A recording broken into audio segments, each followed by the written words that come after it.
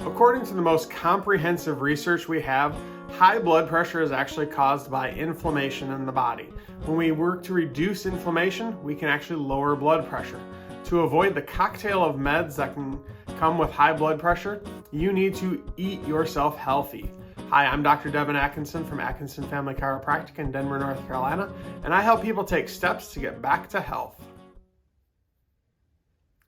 The inflammation that causes high blood pressure is basically the same inflammation that causes pain in your body after an accident or an injury, which after an accident or injury, it's redness, swelling, and a tender spot. That same thing can happen in your blood vessels, which can cause your blood pressure to skyrocket. In the Women's Health Study, it was a decade-long study of women. They found that inflammation was a major cause of high blood pressure. So how can you eat yourself healthy? What are the foods you need to eat more of? And what are the foods you need to eat less of or eliminate altogether? These are all the foods you need to eat more of. I will have a link on my website so that you can see the entire list without having to write everything down really quickly. But the foods you need to eat more of. The oils that I will say you can eat to help lower your blood pressure are coconut oil, olive oil, and avocado oil. The meats you can eat are fish or grass-fed meat. Only grass-fed meat. The popular butcher shop in town here does not sell grass-fed meat, so you will have to go elsewhere, but it has to be grass-fed. Grass-fed beef has just as much omega-3 fatty acids as fish fresh caught from the ocean. So, grass-fed meat. Nuts. You can eat nuts like crazy. Nuts are really good for lowering your blood pressure, but peanuts are not nuts, so do not eat peanuts. A peanut is neither a pea nor a nut. You can eat, the main ones that help you are walnuts, almonds, and hazelnuts. Garlic is great for lowering your blood pressure. These herbs really help pack a punch for that blood pressure are basil, thyme, oregano, cinnamon, curcumin, and chili pepper. So spice it up to lower that BP. The fruits you can eat, these are especially good, are apples, blueberries, cherries, pineapples, raspberries, strawberries. They are also full of antioxidants which help get rid of free radicals in your body, which helps your body fight cellular damage.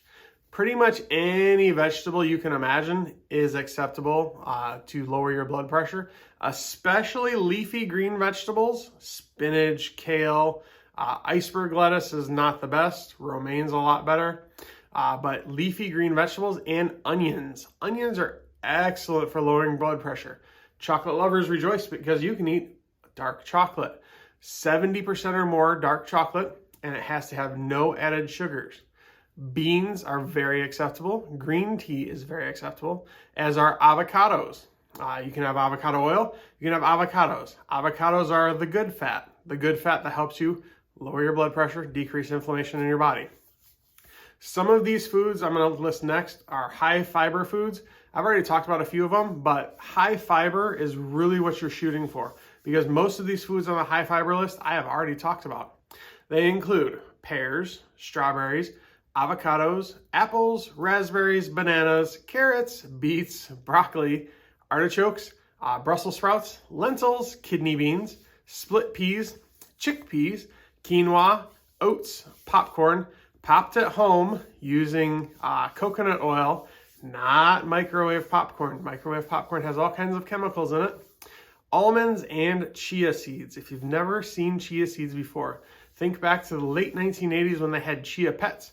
My brother actually bought me a chia pet for Christmas. Here is what that looked like. My hero as a child, Weird Al Yankovic, as a chia pet. But chia seeds, if you get them wet, they get all big and sticky and puffy. But they're really high in fiber and really good for you. There are 3 Young Living essential oils that are excellent for decreasing inflammation in your body. They are oregano, thyme, and black pepper. That's amazing. Those are 3 of the same herbs that I said you could have.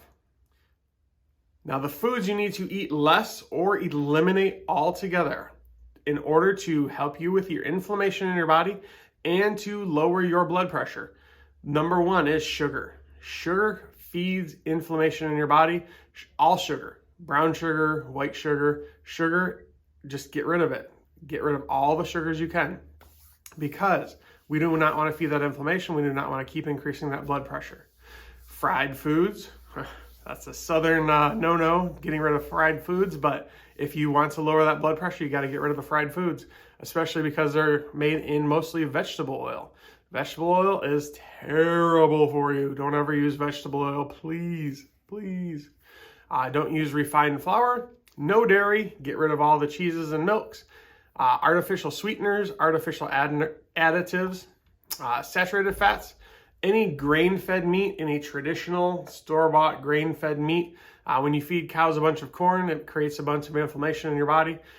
Cows that eat a lot of grass, like I said, have more omega-3s in them. Cows that eat a lot of grains have mostly omega-6s. Omega-6s increase inflammation in the body. And then to go along with that kind of is processed meats like your ham, sliced turkey, sliced bologna. Bologna, disgusting. Don't eat that stuff. No store-bought bread, no alcohol. I'm sorry. No trans fats.